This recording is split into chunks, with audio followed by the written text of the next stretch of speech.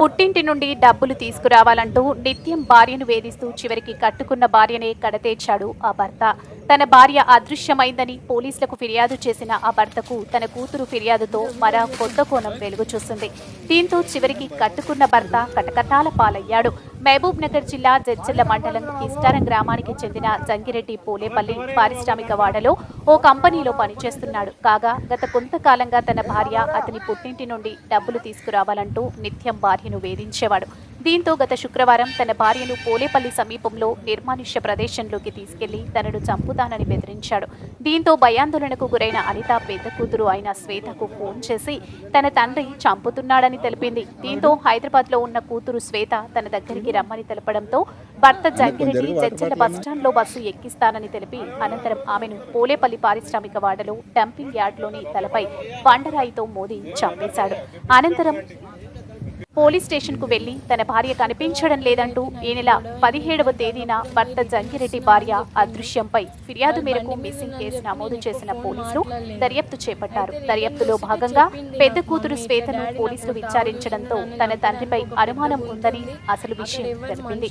దీంతో రంగంలోకి దిగిన పోలీసులు ఈ రోజు భర్త జంగిరెడ్డిని అదుపులోకి తీసుకుని విచారించడంతో భార్యను డబ్బుల కోసం వేధించి చంపానని డంపింగ్ యార్డ్ వద్దకు తీసుకువెళ్లి పోలీసులకు చూపించాడు. దీంతో డంపింగ్ యార్డులోని మృతదేహాన్ని గుర్తించిన పోలీసులు అనిత మృతదేహాన్ని వెలికి తీసి అక్కడే పోస్ట్ మార్టం నిర్వహించారు. కాగా భార్య అనిత చెల్లెల్ని పుట్టింటి వారు ఆర్థికంగా ఆదుకుంటున్నారని, తన భార్య అనిత కూడా డబ్బులు తీసుకురావాలని నిత్యం వేధించేవాడినని, చివరికి డబ్బులు తీసుకురాకపోవడంతో తానే తన భార్యను చంపానని జంగిరెడ్డి స్వయంగా ఒప్పుకున్నాడని, ప్రస్తుతం నిందితుడు తమ అదుపులో ఉన్నాడని, అతనిపై కేసు నమోదు చేసి రిమాండ్కు పంపడం జరుగుతుందని జడ్చర్ల పట్టణ సీఐ ఆదిరెడ్డి తెలిపారు.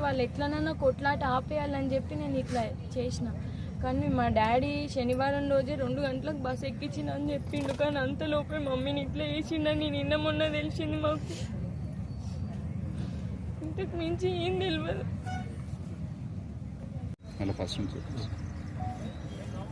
B Jangireddy, president of Kistaram.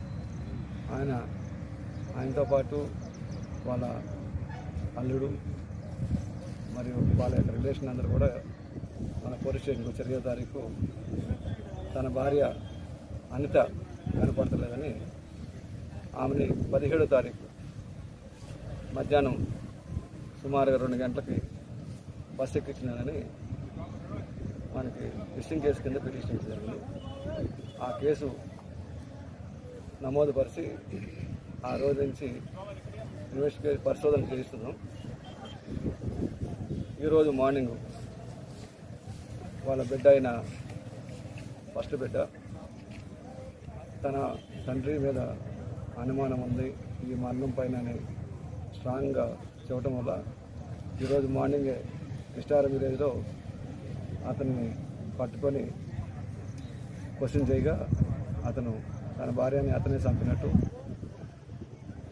ఆయన వస్తే ఆ యొక్క డెడ్ బాడీని చూపిస్తానని చెప్పడం జరిగింది.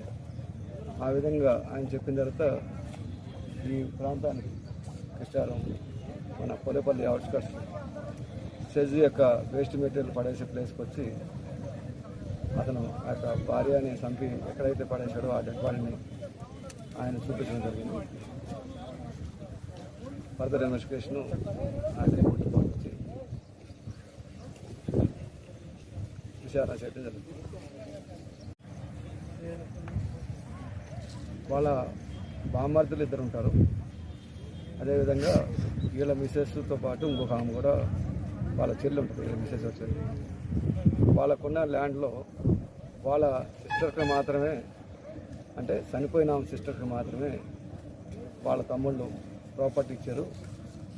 ఈమెకి ఇవ్వలేదని, ఎవరైతే చనిపోయిన ఆమె ఉందో ఆమెకు రావాల్సిన వాటా ఇవ్వలేదని ఆమెకి ఇవ్వకపోవటం వల్ల ఆ రోజు నుంచి ఈ మీద వీళ్ళ ఫ్యామిలీ మీద కోపం పెంచుకొని నాకు డబ్బులు ఇవ్వకుండా ఒకరికే వీళ్ళు సర్వీస్ చేస్తున్నారు, ఫైనాన్షియల్ సపోర్ట్ చేస్తున్నారనే విషయంలో కోపంగా ఉండి అదే కక్ష మనసులో పెట్టుకొని ఇక్కడ తీసుకొచ్చి సంప్రదించారు.